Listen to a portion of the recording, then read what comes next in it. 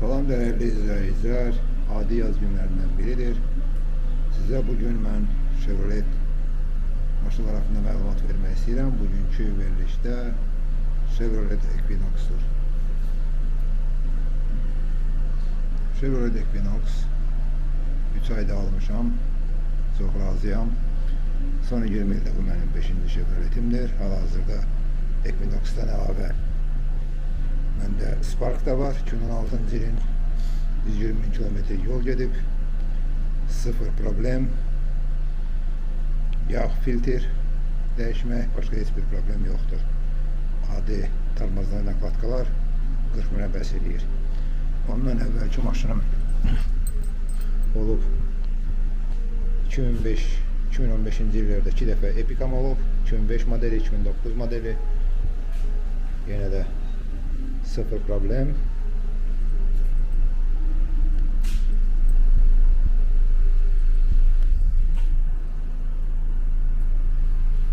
Ondan sonra 10 il Malibu sürmüşəm. Onun kimi də Malibu. Sıfır problem. Göstərdiyim Equinox RS modelidir. 2022-ci ilin modelidir. Deməli 1.5 turbo at gücünə malik maşındır. 8 inç multimedya sistemi vardır.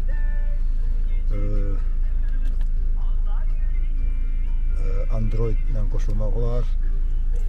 iPhone proqramları ilə qoşulmaq olar.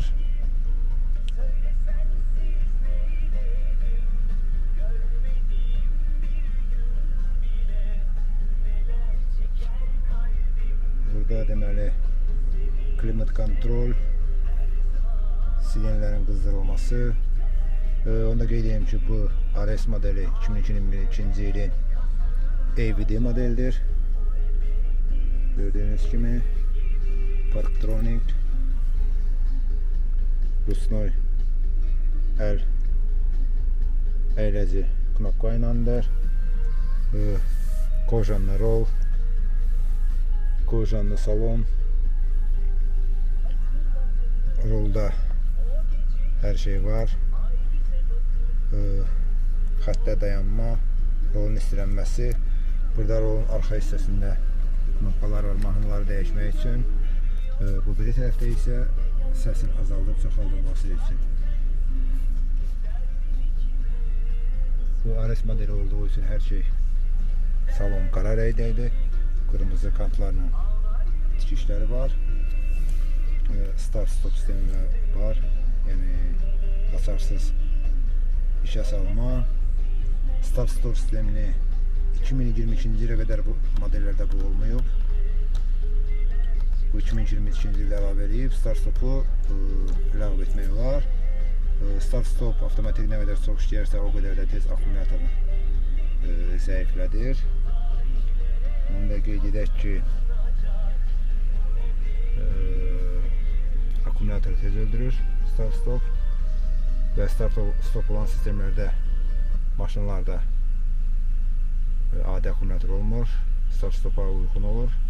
Əgər adi akkumulyator olsa, start-stop avtomatik olaraq işlənir. Burada kapotun, bagajın knopayla açılıb bağlanması var. Düzgülər avtomat, düzgülər avtomat. 846 litr bagaj var. Çox böyük maşındır. Mən şəxsən Tucson, Santa Fe, Sorento və ya Sportage əvəzinə bu maşını alırdım.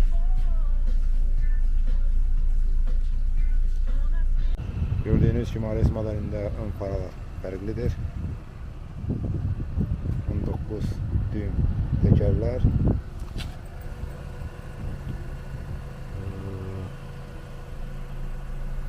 235, 50, 19 düym təkərlər.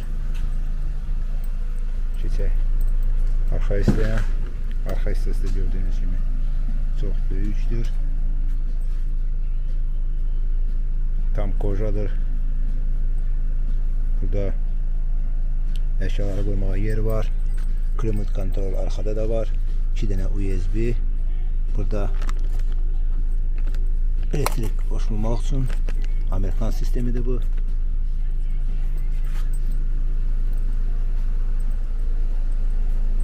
Bagaj açarla və knopkayla açır. Bundan başqa maşının pultda xodlamaq olur.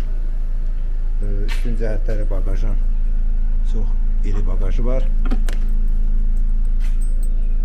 Daha əlavə bir bagaj buradadır beşləri yığmağa və bunun da altında zapas təkərdir.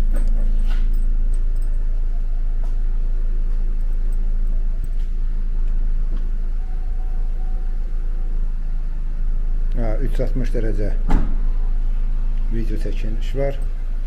İndi göstərərəm.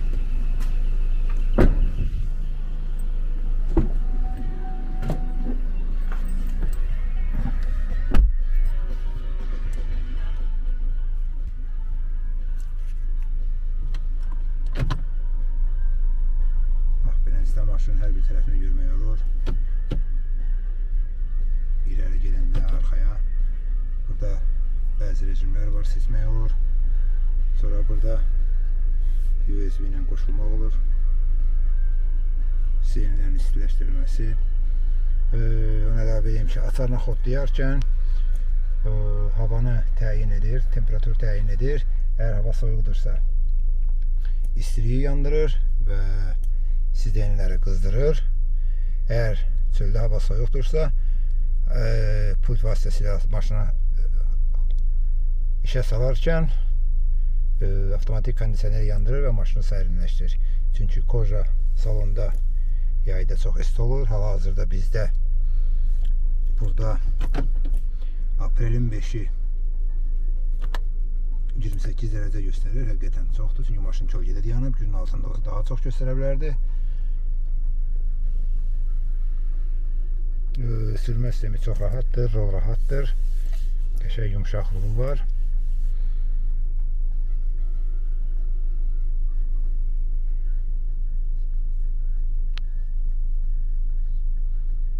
Bu da maşının motorxanası. Çox rahat, çox hər şey göz qabağında. Maşın 2022-ci ilin maşınıdır. Gördüyünüz kimi hər şey orijinaldır. 1,5 litr turbodur. 170 at gücü var. Kapotun altı indiyə qədər yuyulmuyor.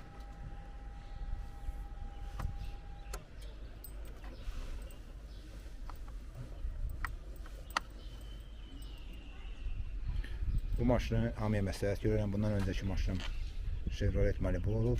2012-ci il. 10 il sürmüşəm. Sıfır problem. Onun ərzində dəyişdiyim su pompası olub. O da 150.000 kilometrdən sonra motor, sürət qutusu heç nə yer bilməmişəm. 150.000 kilometrdə cəmi bir dəfə termoz nakladkalarını dəyişmişəm. Başqa əlavə ancaq yağ, filtr, bir də hava filtri və salam. Bir də hərdən 90.000 kilometrdə sveçalar dəyişmişəm. Şamları yəni.